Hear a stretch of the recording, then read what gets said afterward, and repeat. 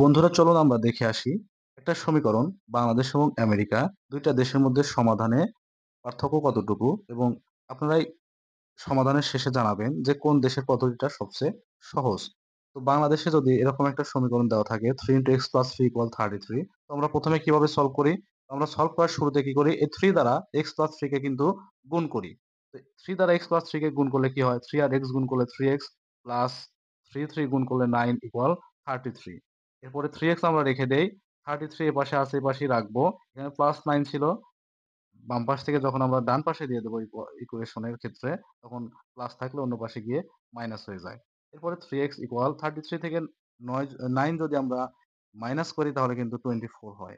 এরপরে 3 আর x কিন্তু গুণ অবস্থায় আছে। আমরা যদি x রাখি এবং 3 কে যদি ডান পাশে দিয়ে দেই সমীকরণের, তাহলে কিন্তু গুণ থাকলে ভাগ হয়ে যায়। সেই হিসেবে 24 কে 3 দ্বারা ভাগ করলে রেজাল্ট আসবে 8। এখন কত কিছু করে আমরা রেজাল্টে নিয়ে আসলাম। আর আমেরিকাতে এই একই সমীকরণ কত সহজে দেখেন সমাধান করে ফেলে। তো এখানে 3 x + 3 = 33 এই যে সমীকরণটা, উভয় পক্ষকে তারা ১ম এ 3 দ্বারা ভাগ করে দেয়। কারণ ২ পক্ষকে আমরা 3 দ্বারা ভাগ করতে পারি। তো বাম পক্ষকে যখন আমরা এই যে 3 দ্বারা ভাগ করে দেব, তখন 3 কেটে গিয়ে শুধু x + 3 থেকে যাবে। এরপর 33 কে যখন আমরা 3 দ্বারা ভাগ করব, তখন 11 পাবো। এখন x যদি আমরা রেখে দেই আর 3 কে যদি বাম পাশ থেকে ডান পাশে দিয়ে দেই, তাহলে এখানে প্লাস ছিল এই পাশে গিয়ে মাইনাস হয়ে যাবে।